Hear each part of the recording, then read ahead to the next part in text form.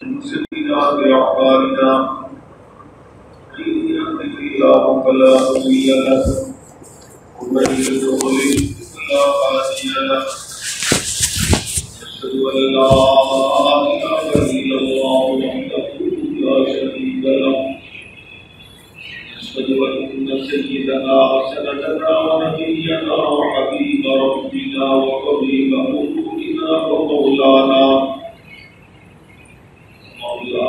محمدا عبده ورسوله صلى الله تعالى عليه وعلى آله وصحبه وبارك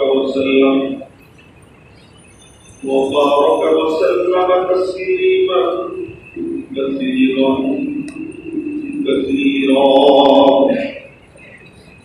أما بعد أعوذ بالله من الشيطان الرجيم بسم الله الرحمن الرحيم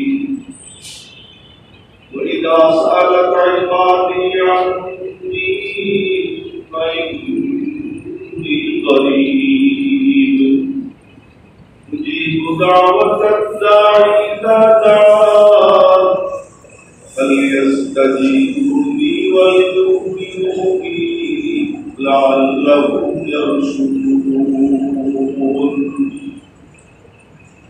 أعوذ بالله. صدق الله مولانا العظيم وصدق رسوله النبي الأمي الكريم ونحن على ذلك لمن الشاهدين والشاكرين. দেশের রিপোর্ট নিয়ে আসেন, দেশে চালাই না, দেশের পরিমাণ কম চালাবে, দেশে চলে না।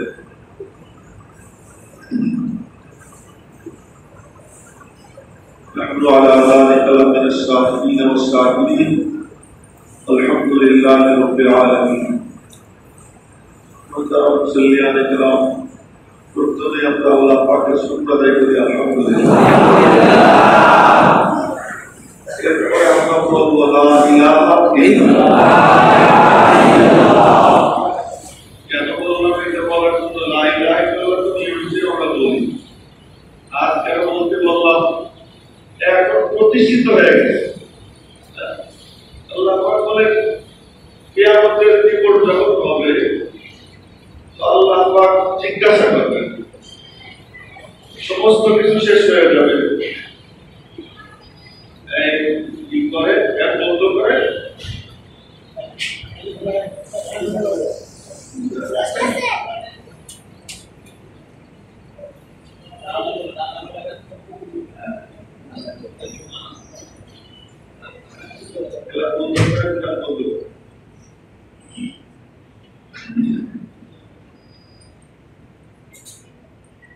তো বলতেছিলাম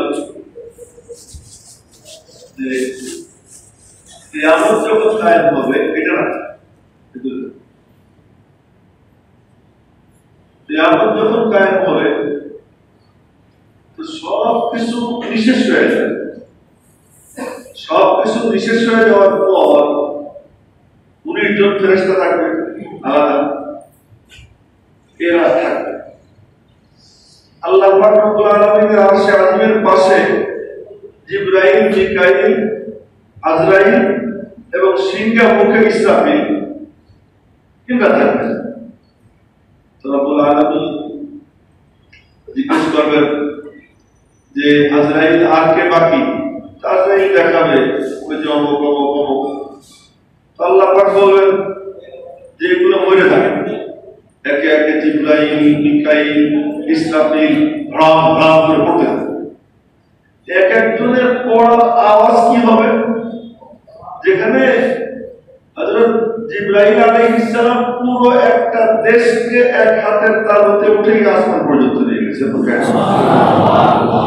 আচ্ছা, আজরাইল উনি ওনার হাতের তালু জমিনে রাখছেন, তো জমিনের আয়তন বিজ্ঞানীরা বলে সত্য মিথ্যা আল্লাহ পাক ভালো জানেন, জানি না, 20 কোটি বর্গ মাইল।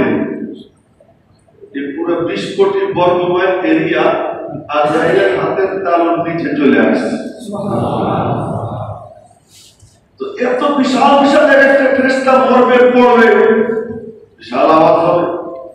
আজরাইল সব শেষ হয়ে যাওয়ার পরে আল্লাহ পাক বলবেন আর কে বাকি আছে? তখন আজরাইল তারপরে কাঁপতে থাকে। আজরাইল আলাইহিস সালামের হাঁটুর সঙ্গে বাড়ি খেতে থাকে, কাঁপতে কাঁপতে বলবেন আল্লাহ আমি বাকি আছি। আল্লাহ পাকের হুকুম হবে আজরাইল মরে যাবে। এই হুকুম হওয়ার সাথে সাথে আজরাইল এত বিকট এক চিৎকার দিবে, তখন তো আসমান জমিন থাকবে না। আসমান জমিন থাকলে আসমান জমিন তখনই ফেটে যাবে। এই সব শেষ হয়ে যাওয়ার পর আল্লাহ পাক বলবেন লিমানিল মুলকুল ইয়াউম, আজকের রাজত্ব কার? আল্লাহ পাক জিজ্ঞেস করবেন আজকের রাজত্ব কার? থাকলে না কেউ জবাব দেবে? নাই তো, কেউ নাই। একদিন নবীজি মিম্বরে বসে বসে মুস্কি মুস্কি হাসতেছে, এমন করে বসে মুস্কি মুস্কি হাসতেছে। নবীজির মুখে মুস্কি মুস্কি হাসি, সাহাবায়ে কেরাম হা করে চেয়ে রয়েছে, ইয়া রাসূলুল্লাহ হাসতেছেন কেন? নবীজি বললেন জানো কেন হাসতেছি? বলে কেন? এক ইহুদি আসলো আর সে আমাকে বলল যে ও আবুল কাসেম বলো তো যে যেদিন এই সাত আসমান জমিন আল্লাহ পাকের হাতে মুষ্টির মধ্যে থাকবে সেদিন কেমন হবে? নবীজি বললেন হাসতেছি হলো আমি যা বলি তোমাদেরকে ইহুদিরাও তাই বলতেছে, আমার কথা সত্যতার সাক্ষ্য ইহুদিরাও দিচ্ছে। আল্লাহ পাক রব্বুল আলামিন বলবেন আজকের রাজত্ব কার? কেউ কোনো জবাব দেবে না, নিজেই বলবেন লিল্লাহিল ওয়াহিদুল কাহ্হার, যে ভয়ানক রাগী একমাত্র আল্লাহর রাজত্ব। আল্লাহ পাক দেখাই দিলেন জমিনে করোনা দিয়ে রাজত্ব একমাত্র আল্লাহ, লা ইলাহা ইল্লাল্লাহ। কোথায় আমেরিকার লাভালাভি বলে কি মৃত্যুর সংখ্যা 1 লাখে সীমিত রাখতে পারলে আমরা সন্তুষ্ট থাকবো। এমন কথাও মানুষের পেতে পারে, এত বড় মহাপরাশক্তির অধিকারী সে বলতেছে কি যে মৃত্যুর সংখ্যা যদি 1 লাখে সীমিত রাখতে পারি তাহলে আমরা সন্তুষ্ট থাকবো। এর মধ্যেও কত বড় বাঙালি যে মৃত্যুর সংখ্যা সীমিত রাখা না রাখার মানে মালিকানা যেন তার, এই সময় কত বড় খবিস। কিন্তু খাবারের মধ্যেই একটাই স্পষ্ট যে আমরা অসহায়, আমাদের কোনো কর্তৃত্ব নাই, আমাদের কোনো ক্ষমতা নাই, সব ক্ষমতা একমাত্র কার? লাহু মুলকুস সামাওয়াতি ওয়াল আরদি। করোনা যেমন আমাদের জন্য মহা বিপদ, এমন আবার মহা মুখ রূপে আসছে। এদিক ওদিক কেউ তাকাবে না, এদিক ওদিক তাকানোর অভ্যাসটা সে আমার চোখের আড়ালে বসে না, এটা আমি দেখতে পারি না, এটা খুব বিচ্ছিরি লাগে। তো এই করোনার শিক্ষা, এই শিক্ষা 1 নম্বর শিক্ষা যে সমস্ত ক্ষমতার মালিক একমাত্র কে? আল্লাহ। সারা দুনিয়া মিলে এক ইচ্ছা করবে আর আমার আল্লাহ এক ইচ্ছা করবে, কার ইচ্ছা বাস্তবায়ন হবে? এই অবস্থা এক একজনের ব্যক্তিগত প্লেন, তাও এখন হ্যাঙ্গারে ঝুলে গেছে। ব্যক্তিগত প্লেন ঘরের মধ্যে আমার কত সুন্দর সুন্দর গাড়ি, হোম কোয়ারেন্টাইন, হোম কোয়ারেন্টাইন। ওই দিন এক মিটিংয়ে গেলাম, ওই দিন মানে আপনার পরশু দিন, সেই মিটিংয়ে দেখি যে ওই বিজ্ঞপ্তি পড়তেছে, ওই যে বিজ্ঞপ্তি এখন আমার পকেটে আছে, বিজ্ঞপ্তি পড়তেছে মুখের থেকে মাস্ক সরায় না, দিয়ে আছে মন্ত্রী ধমক দিছে মাস্ক সরব, তোমার কথা বোঝা যায় না। তারপরে গিয়ে মাস্ক করছে, একটু টাইমে নামাইছে, পুরা নামাইছে, একটু নামাইছে, এক একজন এই মুখে মাস্ক, উপরে পিপিই আরো কত কিছু দিয়ে দিয়ে একেবারে সব মানুষই চেনা যায় না।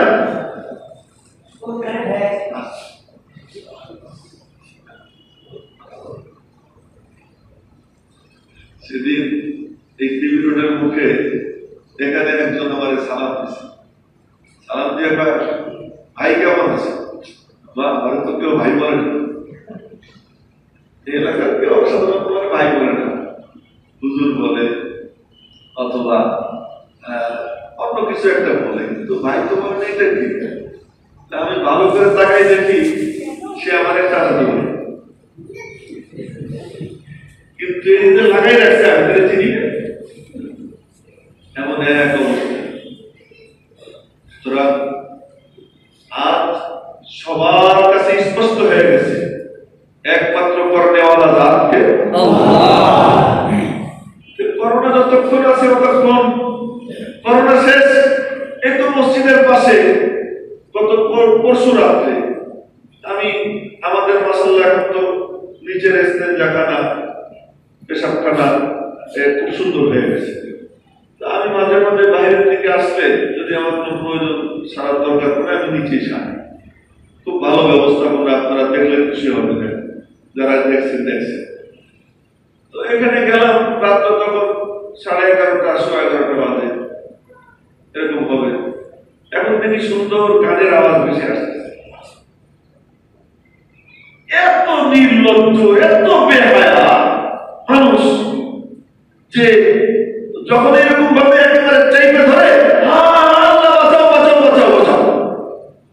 একটু কোনোরকম দোকানপাট খোলা শুরু হয়েছে, মাদ্রাসা শুরু হয়ে গেছে। দেখেন চতুর্দিকে তাকাই মাদ্রাসা শুরু হয়ে গেছে। করোনা এটা আসছে আমার গুণার কারণে, আমার নাফরমানির কারণে। এই ভাইরাস আমি কামাইছি, আমি আমার কথাই বলতেছি, আমি তো বলছি। আমি যদি সুবহানাল্লাহ বলতাম তো এই ফেজার মধ্যে, এই পরিবেশের মধ্যে নূর জমা। আমি যদি আল্লাহু আকবার বলতাম তো আল্লাহ পাক আসমান জমিনের মাঝখানে জায়গা নূরানি বানাইয়ে দিতেন। কিন্তু আমি কি বলতেছি, আওয়াজ কি হইতেছে, তো এখন গায়িকারা বের হইতে পারে না, এখন নাচতে বুড়িরা নর্তন কুত্তরের জন্য আসতে পারে না, এখন গা ঘেঁষাঘেঁষি করার জন্য আসতে পারে না। এখন বের হয় এতটুকু এক অদৃশ্য ভাইরাসের ভয়ে এফডিসি বন্ধ, সিনেমা হল বন্ধ, মদের ক্লাব সব বন্ধ, যুবক আসর বন্ধ, নাফরমানি বন্ধ। তো এই ভাইরাস যিনি পাঠাইছেন তাকে কতটা ভয় করা উচিত?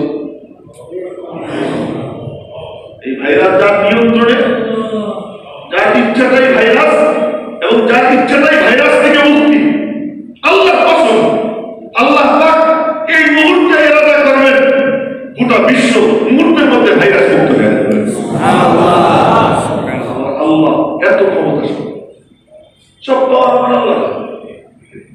তো সেই করোনার ভয়ে এই জন্য বললাম আজ আমাদের দ্বিতীয় কালিমা আলহামদুলিল্লাহ বলছি, এজন্য যে আল্লাহ পাক তার ঘরে আসার সুযোগ করে দিয়েছে।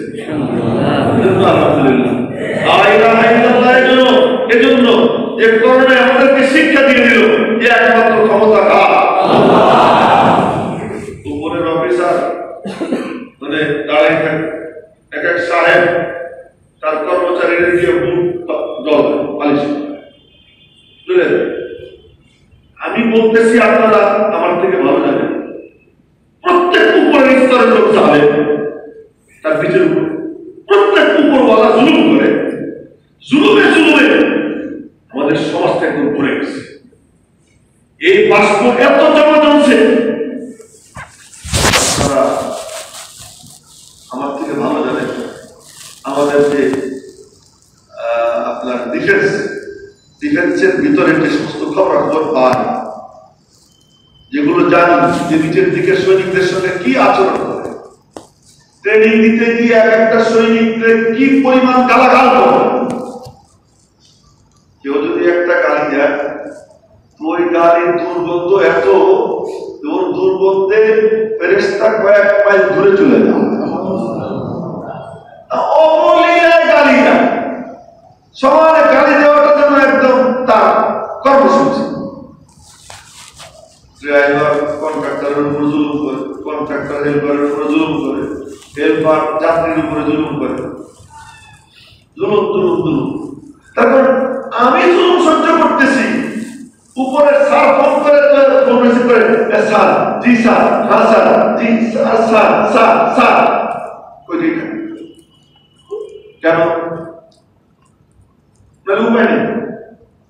1 মিনিট কথা বলে 8-10 বার স্যার বলে, কি কে তোমার স্যার বাদিস? কোথায় তোমার সার্ভিস, কোথায় তোমার ডাক্তার? আল্লাহ পাক দেখাই দিলেন সব মানুষ সমান।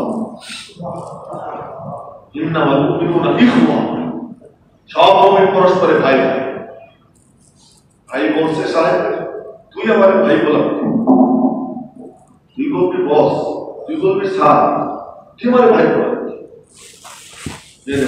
ভাই রাসূল পাক সাল্লাল্লাহু আলাইহি ওয়াসাল্লাম বলতেন কি, আমি তোমাদের ভাই। সমস্ত নবীদের সর্দার মুহাম্মদুর রাসূলুল্লাহ সাল্লাল্লাহু আলাইহি ওয়াসাল্লাম বলতেন আমি তোমাদের ভাই। বলতেন আনা সাহিবুকুম, আমি তোমাদের সাথী, বন্ধু। বন্ধু বলতেন, ভাই বলতেন, সাথী বলতেন নিজে। আর আমি 2 পয়সার অফিসার হইয়া খোদা সাইতে যায়, লাট বাহাদুর সাইতে যায়, জুলুম, করোনার আহ্বান। কি আহ্বান? প্রত্যেকে যার যার অবস্থান থেকে জুলুম বন্ধ করবো, রাজি আছি ইনশাআল্লাহ। আমি আমার পদস্থদের উপরে কোনো জুলুম করব। আমি একটা ছোট বাড়ির মালিক, ফ্ল্যাটের মালিক, আমি একটা ইউনিট ভাড়া নিয়ে থাকি, আমার একজন দারোয়ান আছে, দারোয়ানের উপরে যেন আমি জুলুম না, জুলুমের দরওয়াজা বন্ধ করে, জুলুম বন্ধ করে, সুদ বন্ধ করে, সুদ বন্ধ করে। আমি জোর হাত করে বলতেছি আপনাদেরকে সুদ বন্ধ করে। সুদ বন্ধ না হইলে আল্লাহ পাকের আযাব বন্ধ হবে না।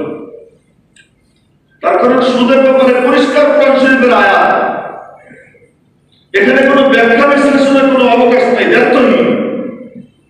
কি আয়াত? ফাআতানু বিহারবিন মিনাল্লাহি ওয়া রাসূলিহি, আমি আল্লাহ এবং আমার রাসূল তার বিরুদ্ধে যুদ্ধ ঘোষণা করলাম যে সুদী কারণ। আল্লাহ এবং তার রাসূল যার বিরুদ্ধে যুদ্ধ ঘোষণা করে, তো বলেন তো তার কি কোনো উপায় আছে? বাঁচার কোনো পথ আছে? এখন আমাদের সমাজের সুদ এমন জাতীয়করণ হয়েছে, যার থেকে নিষ্কৃতির কোনো রাস্তাই চোখে পড়ে না, চোখে পড়ে না। কিন্তু আপনাদেরকে আমি বলবো একটা কথা, আমার দায়িত্ব আমাকে বাঁচানো। আগে নিজে বাঁচো, পরে তোমার পরিবার পরিজনকে বাঁচাও। তুমি সিদ্ধান্ত নাও। আমি শুধু কারবার করবো না, ভিক্ষা করতে হয় ভিক্ষা করবো, না খেয়ে থাকতে হয় না খেয়ে থাকবো, কিন্তু আমি সুদী কারবার করবো, সুদে হাত দিব না, সুদ দিব না, সুদ দিব না। এই সিদ্ধান্ত যদি আমরা নিতে পারি, তো এখান থেকে শুরু খবর ছড়াবে, অমুক সুদ ছাড়াদের দিকে যেমন করতেছে, সে করলে আমি কেন পারবো না? আপনার দেখা দেখে যদি আরেকজন উদ্বুদ্ধ হয়, আল্লাহর কসম, আল্লাহ পাক আপনার আমলনামায় কি পরিমাণ সওয়াব দিবেন এর বর্ণনা করার সামর্থ্য আমাদের। কি হবে জানেন? এরকম 1-2 জনই শুরু করে, লক্ষ লক্ষ মানুষ শুরু করে না একসাথে। কালিমা তো প্রথমে একজনই পড়ছিল না, হযরত খাদিজাতুল কুবরা বলে উঠলেন লা ইলাহা ইল্লাল্লাহ। নবীজি নামাজ পড়তেছেন, দেখতে দেখতে আলী কই দেখি আল্লাহু আকবার, দাঁড়াইছে, ওটা পড়া করছে। কি ব্যাপার, এটা কি করলেন? হযরত আলী নবীজি জিজ্ঞেস করার পরে নবীজি বলেন, এই ঘটনা তোমার পছন্দ হলে কলেমা পড়ো। আব্বারে জিজ্ঞেস করে নি, বাপ তো কাবে, বাপের কাছে জিজ্ঞেস করে আব্বু পড়বো নি কালেমা? বাবা আমার কথা শুনিস না, তুই আমার ভাতিজার কথা শোন, কলেমা পড়ে ফেল। কালী কালেমা পড়ে ফেল। ও ভাই যাদের হারেসা নবীজি আল্লাহ তাআলা বলা দেখে দেখে আশহাদু আল্লা ইলাহা ইল্লাল্লাহ। সর্বপ্রথম নবীজি, সর্বপ্রথম মুসলমান কিন্তু আবু বকর। এরা তো একজন দিদি, আর একজন ছোট ভাই নবীজির কোলের বাচ্চার মতো, আর একজন আজাদ করা গোলাম। সর্বপ্রথম মুসলমান মানে যদি রেজিস্টার দিক থেকে হিসাব করতে হয় আবু বকর সিদ্দিক। নবীজি বলছেন আবু বকর দোস্ত, এই ঘটনা কোন রকম কোন চুলচেরা ছাড়া আবু বকর কি আমার কোন চিন্তা ভাবনার দরকার নেই, আশহাদু আল্লা ইলাহা ইল্লাল্লাহ। আবু বকর সিদ্দিক রাদিয়াল্লাহু তাআলা এজন্য নবীজি বলতেন, সবার কাছে ইসলাম পেশ করার পরে একটু আগ পিছ হয়েছে, নিব কি নিব না, কবুল করবো কি করবো না, কিন্তু আমার আবু বকরের কাছে দাওয়াত পেশ করতে দেরি হয়েছে, কবুল করতে 1 সেকেন্ড দেরি করে না। এইসব ঘটনা বলা আমার একটা উদ্দেশ্য ছিল না। যেটা বলতে চাচ্ছিলাম সেটা হলো কি, যে এক দুজনই তো ছিল না, এক দুজনই ছিল, কিন্তু আস্তে আস্তে পরে কি হয়েছে, কোন পর্যন্ত আসছে, পাকিস্তানের মুলতান পর্যন্ত, পাকিস্তানের মুলতান পর্যন্ত আল্লাহ পাক পৌঁছে দিয়েছে, কোথায় চীনে চলে গেছে। আমরা যদি আজকে একটা আন্দোলন শুরু করি এই মসজিদ থেকে, আপনি মনে করছেন এটা এখানে জমে থাকবে? আল্লাহ তাআলা ছড়াই দেবে।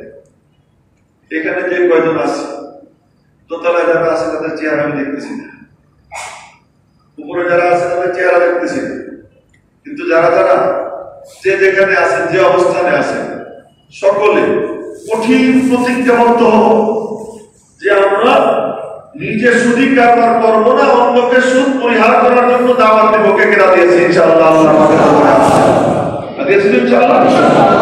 আল্লাহ তুমি হাতগুলো কবুল করে। পিতা মাতার সাথে বেয়াদবি করব। আজ সবচেয়ে মজলুম হলো মা, সবচেয়ে মজলুম। এত নির্যাতিত পৃথিবীতে আর কেউ নেই। আপনারা দেখবেন কেউ কাউকে গালি দিলে প্রথমে মারে তুলে গালি দেয়। যেই মা 9 মাস 1 সপ্তাহ আমার আপনারা পেটে রাখছে, যেই মা নিজের জীবনের ঝুঁকি দিয়া আমাকে লালন পালন করছে, যেই মা কি কষ্ট একটা সন্তানের জন্য মা করে, শুধু নিজের সন্তান না, ছোট্ট বাচ্চা যদি কোনো মা দেখে, সেই বাচ্চার প্রতি মায়ের মমত্ব ভক্তি আমি নিজে দেখছি। আমার এখনো আমি মনে মনে বলি, আল্লাহ ওই মহিলারা যদি আমি পাইতাম। বাড়ির থেকে ঢাকায় আসতেছিলাম বড় ভাইয়ের সাথে, বিআরটিসি বাসে সিট পাইনি, কারিঘাট থেকে দাঁড়াই গেছে। আমার আবার কোনো গাড়িতে উঠলে বমি হইত, তো বমি হয়েছে। এক মহিলা সে সিটে বসা ছিল, সে তার ভ্যানিটি ব্যাগ থেকে রুমাল বের করে আমার বমি মুছে দিয়েছে। বমি টমি মুছে আমাকে তার পাশে বসাইছে। তখন তো আমার বয়স 7 বছর কয়েক মাস, কিন্তু আমার এখনো তার কথা মনে আছে, ওই মহিলার কথা। যদি আমি তারে পাইতাম তাহলে আমি তার জন্য যা করা সম্ভব তাই করতাম। এই শুধু আমি একটা দৃষ্টান্ত দিলাম। প্রত্যেকটা মহিলা যে কোনো ছোট্ট বাচ্চার প্রতি তার মমত্ববোধ, মায়ের একটা আজাজিল থাকবে। নিজের সন্তানও কি করে, আগুনে ফেলে দেয়, পুরায়, সমুদ্রে নিক্ষেপ করে। এ তুই একটা ব্যতিক্রম, কিন্তু ম্যাক্সিমাম মা এমন। কিন্তু সেই মা কত বড় মজলুম! সুবহানাল্লাহ, সুবহানাল্লাহ। সবচেয়ে বেশি গালাগাল মারে তুলে দেওয়া, মারে তুলে দেওয়া। এবং সন্তানও সবচেয়ে দুর্ব্যবহার করে বাসা, বাসাতে দুর্ব্যবহার। মার বয়স হয়ে গেলে এরপরে সেই মার সাথে কি আচরণ আমাদের সমাজে চলে, আপনাদের কথা আমি বলতেছি না, আমি দেখছি অনেক দুর্ব্যবহার। পত্রপত্রিকা তো আপনারাও দেখেন কি কঠিন। অথচ এই মার দিকে মহব্বতের নজরে কেউ তাকাইলে নবীজি বলেন আল্লাহ পাক তার আমলনামায় কবুল হজের সওয়াব দান করেন। বাপের দিকে মহব্বতের নজরে তাকাইলে আল্লাহ পাক কবুল হজের সওয়াব দান করেন। এত দামি সম্পদ, সেই পিতা মাতার সাথে দুর্ব্যবহার আমাদের সমাজে খুব চরম আকার ধারণ করছে। এমনকি আপনার ওই যে কি জন্য বানাইছে বয়স্কদের বৃদ্ধাশ্রম, অনেক মা বাপ আর বৃদ্ধাশ্রমে ঠাই পেতে। এটা হতে পারে ইহুদি খ্রিস্টানদের মধ্যে, কিন্তু মুসলমান মুমিন তোমাদের মধ্যে। আমাদের দেশে এই বৃদ্ধাশ্রম তৈরি করতে হলো কেন? কেন তৈরি করতে হলো? সমাজের চাহিদা যা সরকারকে করতে হয় না, মনে রাখবেন। সমাজের যা চাহিদা, এই যে এখন মার্কেট কেন খুলতেছে, খবর নিয়ে দেখেন আপনারা। মার্কেট খোলা ছাড়া কোনো উপায় ছিল না। মসজিদ কেন খুলছে, মসজিদ খোলা ছাড়া সরকারের কোনো উপায় ছিল না। পরিস্থিতি এমন আসছে যে হয়তো মানে আইন অমান্য হওয়া শুরু হয়ে যেতে পারে। তো মানুষের যা চাহিদা এটা বুঝে কাজ করে। আজকে বৃদ্ধাশ্রম হয়েছে কেন? আমাদের আচরণ, পিতা মাতার সঙ্গে দুর্ব্যবহারের মাত্রা এই পর্যায়ে চলে গেছে। অথচ আমার নবীজি বলতেন, আমার মা যদি জিন্দা থাকতেন আমি দেখাইয়া দিতাম মার সেবা কেমনে করতে হয়। জানো, আমি সামনে আমাদের দাঁড়াইতাম, সূরা ফাতিহা তেলাওয়াত শুরু করে দিতাম, এমন সময় আমার কানে আওয়াজ আসতো মুহাম্মদ, আমার কানে আওয়াজ আসতো মুহাম্মদ। আমি ডাক শুনতাম, তা আমি আমার আল্লাহকে বলতাম যে আল্লাহ আমি একটু পরে এসে নামাজ পড়বো, তুমি রাগ করো না, আমি আবার মার খেদমত করে আসি। এতটা মার খেদমত। সাহাবী আসছে, ইয়া রাসূলুল্লাহ জিহাদে যাব, বলছে তোমার বাপ মা জিন্দা? জি। ফাফিহিমা ফাজাহিদ, যাও তোমার পিতা মাতার খেদমত করো, ওখানে গেলে আল্লাহ তোমাকে জিহাদে সহায়তা করবে। এমন পিতা মাতার প্রতি উদ্বুদ্ধ করে গেছেন যে নবীজি, সেই নবীজির উম্মতি।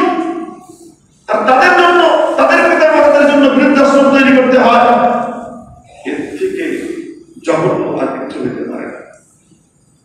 আমরা যারা এখানে আজকে উপস্থিত আছি, হাতুটার তো কার কার বাবা মা জিন্দা আছে, হাতুটার দেখা একজন জিন্দা আছে, বাবা দেখেন, দেখেন যাদের নাই তারা চাই দেখেন হাতগুলো, হাত করে তাকাই দেখেন কত ভাগ্যবান লোক এখানে বসে। আপনারা কি সিদ্ধান্ত নিতে পারেন যে কোন সময় পিতা মাতার দিকে চোখ গরম করে তাকাবো না?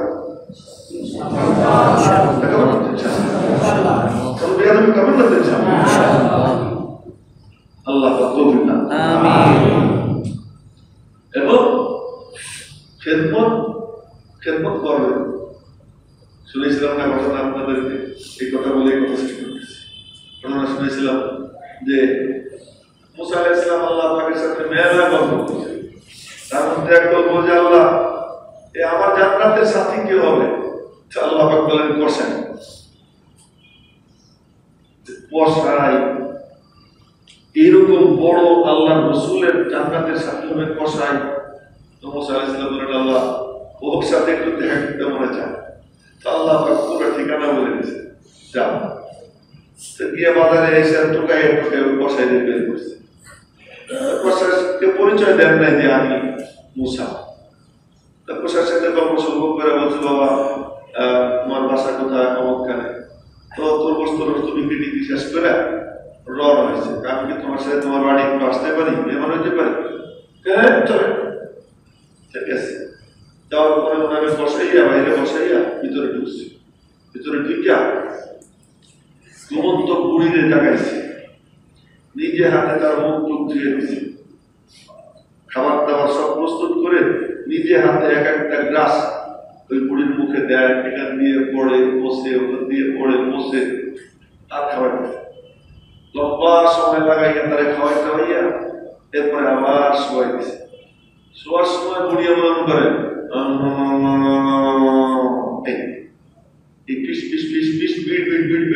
এই আওয়াজ মুসা আলাইহিস সালামের কানে গেছে। মুসা আলাইহিস সালাম কসাইরে ডাকলেন, এটা কি? আমার মা। তুমি কি করো? তা আমার কাম হলো মারে আমি খেদমত করে খাওয়াই দাওয়াইয়া শোয়াইয়া রাইয়া আমি যাই, আমি আমার ব্যবসা বাণিজ্য শেষ করে আসি, আবার মারে আমি দিকে হাতে খাওয়াই খেদমত করি। আমার মা কই যে শোয়ার সময় বিড়বিড় করলো, কি করলো? আমার মা শোয়ার সময় আমার একটা দোয়া দেয়, কি দোয়া দেয়? দোয়া দেয় এই কথা বলে যে আল্লাহ আমার ছেলেকে তুমি মুসা নবীর সাথে জান্নাত দান করো। এই দোয়া করে প্রতিদিন আমার মা শোয়ার সময় আমার। তো মুসা আলাইহিস সালাম তখন বললেন, তোর মার দোয়া কবুল হয়ে গেছে, আমি মুসা, আমি মুসা। রব্বুল আলামিন আমাকে জানাইয়া দিয়েছে যে তুই আমার জান্নাতের সাথে। এমন সম্পদ আল্লাহ পাক যার মা বাপ আছে চিন্তা, তার জন্য গোটা মানে জান্নাতটা যেন তার ঘরে অবস্থান করতেছে। তার বাপ মা চিন্তা তার যেন তার ঘরে অবস্থান করে। অনেকে অভিযোগ করে বাপরে আমার সাথে দুর্ব্যবহার করে, বাপরে খুশি করতে পারে না। এই মুসলিমের মুসল্লি এখানে নামাজ পড়তো, আল্লাহ জানে আজকে সে আসছে কিনা জানি না, আমি তার পরিচয় দিব না, এখানে নামাজ পড়তো। সে আমার সাথে তর্ক করতেছে, আমি বললাম যে কোনো তর্ক করে লাভ নেই, যে কোনো মূল্যে রাজি করতে হবে, এখানে কোনো যুক্তি নেই। লাথি মারে না, তবুও আমার, তবুও কি আমার পিতা মাতার সাথে দুর্ব্যবহার করবো না। একটা কথা বললাম যে আমরা সুদি কারবার করবো না, আর একটা কথা বললাম পিতা মাতার সাথে দুর্ব্যবহার করবো না, আর একটা কথা বললাম প্রত্যেক পুকুরে যে আসি নিজের অধীনস্থ যে অধস্তর যে তার উপরে জুলুম করবো। এই তিনটে কথা এর উপরে ইনশাআল্লাহ আমল করবো। ইনশাআল্লাহ আল্লাহ তার তৌফিক দান করুন। কোরআনে কারীমের আয়াত তেলাওয়াত করছিলাম, মাহে রমাদান। মাহে রমাদান আল্লাহ পাক আমাদেরকে দিয়েছেন। আল্লাহ পাকের অনেক বড় নিয়ামত। কত বড় নিয়ামত! এই নিয়ামত এমন নিয়ামত, এমন নিয়ামত, রোজা যে রাখে সে যেন আল্লাহকে দেখতে আরম্ভ করে। রোজা যে রাখার মতো, রোজার মতো রোজা যে রাখে তার কাছে মনে হয় এই তো আল্লাহ, এই যে আল্লাহ, এই যে আল্লাহ। তার কারণ আমার প্রচন্ড খিদা, প্রচন্ড খিদা। আমি আমার কথা বলতেছি, আমি ঘুমাইছি, আমি ঘুমের মধ্যে স্বপ্ন দেখতেছি, আমি এইটা খাইতেছি, ওইটা খাইতেছি, ওইটা খাইতেছি, আর আমার বোঝা ভাই কি করবো। পরে চোখ খোলার পরে আমি স্বপ্ন দেখছি, খিদার কারণে আমি স্বপ্ন দেখছি খাওয়ার। এখন দেখি এই যে খাবার, ওই যে খাবার, ওই যে খাবার, মেলা খাবার। আমার কোনো তো জ্ঞান ছিল না, আমি একাই ছিলাম। আমি তো ইচ্ছা করলে খাইতে পারি। আমি আমার কথা দিয়ে বললাম, আপনারাও তাই, কেউ তো দেখেন। কিন্তু আমি যে খাই না, কার জন্য খাই না? আল্লাহ। কত পিপাসা! আমি যখন ওদের সময় কুলি করি, কুলি করতে করতে একটু পানি গুলে গুলে আমার গলা নিচে চলে গেছে, গুলে। এই এতটুকু বাচ্চা হুজুর উস্তাদজি ওই ওযু করতে সময় একটু পানি মনে হলো ধরে নিচে চলে গেছে। আমার রোজাটা কি আছে? ও দেখছিল, কিন্তু ও দেখছে, ও কি জন্য আমার জিজ্ঞেস করতে এসেছে? কেউ দেখে নেই, রোজা তো রাখছে আল্লাহর জন্য, রাখছে কার জন্য?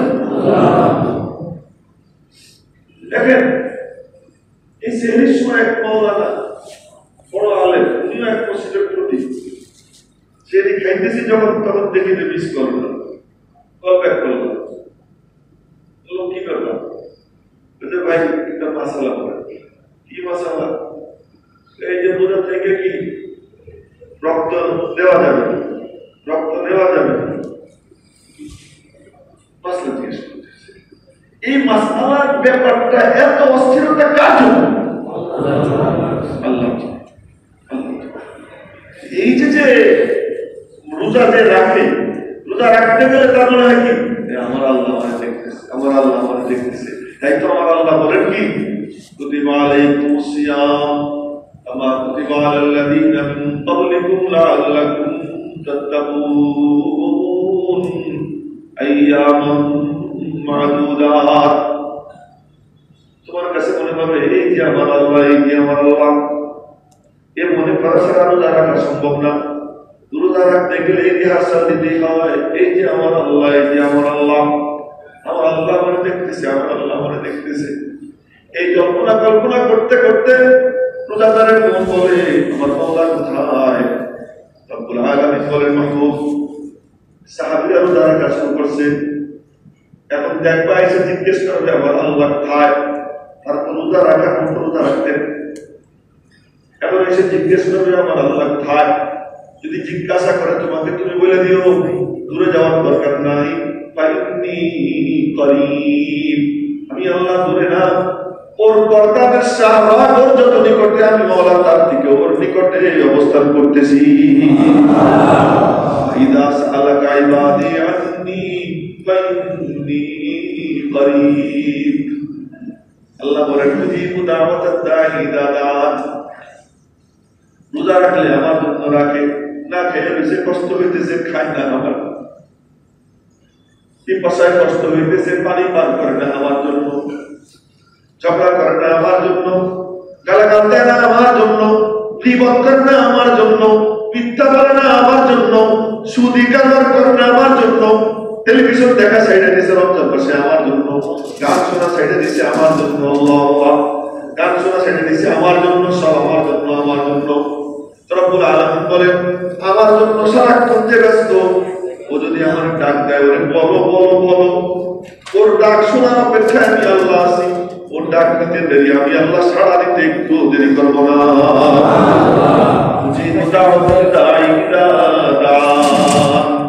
ডাক দিলেই সাড়া দিবে। সুতরাং রোজার মাস দুয়ার মাস, রোজার মাস দুয়ার মাস।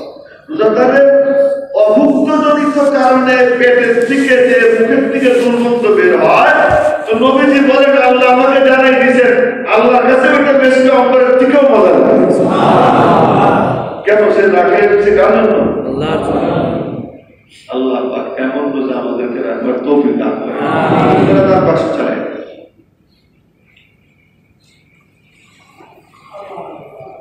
আর কাজা কাফারা আদায় করে অনেকদিন তো দেন না, তার বাক্স অনেকদিন খালি পড়ে যাচ্ছে, এই জন্য কাজা কাফারা শপথ নিয়ে।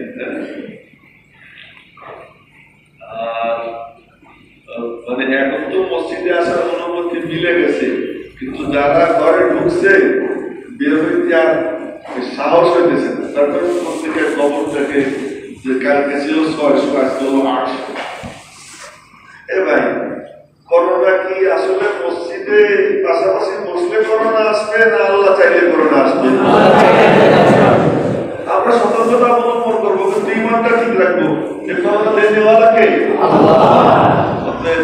যারা সুস্থ আছে, যাদের সামর্থ্য আছে, তারা স্বাভাবিক সুরক্ষার ব্যবস্থা করে মসজিদে এসে জামাতের সাথে নামাজ পড়ার চেষ্টা করবো রমজান মাসে ইনশাআল্লাহ।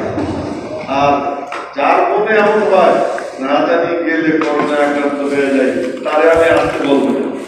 তার কারণ যার মন যেমন আল্লাহ পাকের মুআমালাত তার সাথে কি হয়, এই জন্য নিজের মনের সঙ্গে বোঝাপড়া করে যার হিম্মত হয় উনি ইনশাআল্লাহ কি করবেন, মসজিদে চলে আসবেন।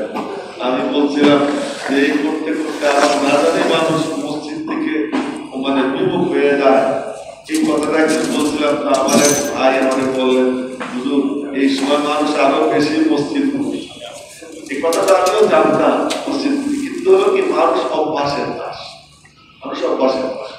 লম্বা সময় এখানে নামাজ পড়ে বাচ্চা ওরা পিছনে আছে, ওদেরকে নিয়ে নামাজ পড়তেছি।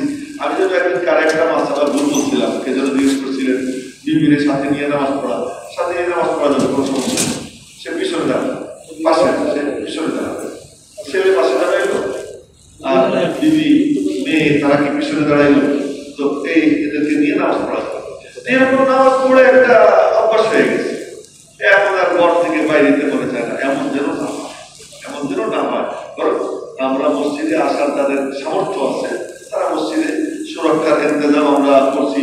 প্রত্যেকটা ওযুখানা প্রত্যেক মানে সিটের ওখানে সাবান রেখে দিচ্ছি, এবং এই ব্যবস্থাপনায় যে মসজিদের ফ্লোর এটা ক্লিন করার মানে শুধু খাদেমরা ঝাড়ু দেয় তাই না, বরং মুয়াজ্জিন সাহেব তারা এটা পরিদর্শন করে যে ঠিক মতো কাজ হচ্ছে কিনা, এবং সার্বিকভাবে মসজিদ পরিচ্ছন্ন রাখার যতটুকু সম্ভব আমরা চেষ্টা করতেছি। আর আজকে আমরা আমাদের যে হাফেজ সাহেব যিনি খতম তারাবি পড়াইতেন, এখন তো খতম তারাবি শুরু করে একটু মুসল্লিদের মনে চাইলে একটু কোরআন শরীফ বেশি পড়া হলো, তো ওনাকেও আমি আসতে বলছি, আজকে চলে আসবে। আজকে ঢাকার থেকে একটা গাড়ি গেছে, তো ওই গাড়িতে উনি চলে আসবেন। তো আপনারা যারা সামর্থ্যবান সুস্থ তাদের সকলকে মসজিদে আসার দাওয়াত দিতেছি। আমি অন্য সময় ঢাকায় একটু পাই না, আর এখন কি করতে হয়, দাওয়াত দিতে হয় না। আল্লাহ পাক রব্বুল আলামিন আমাদের সকলকে মাহে রমাদানের খায়র ও বারাকাত নসিব করেন। আর তিন শেষ কথা বলতেছি, যাদের উপরে যাকাত খরচ তারা তো যাকাত দিচ্ছেনই, দিবেনই। তো যারা পুরো মুসলিম মাদ্রাসা যেটা সেখানে আপনারা দিয়ে থাকেন, নিজেও দিবেন, অন্যকেও দেওয়ার জন্য একটু আহ্বান জানাবেন। এই আহ্বান দেখে আজকের মতো কথা এখানে শেষ করছি। যাদের সুন্নাত বাকি আছে তাদের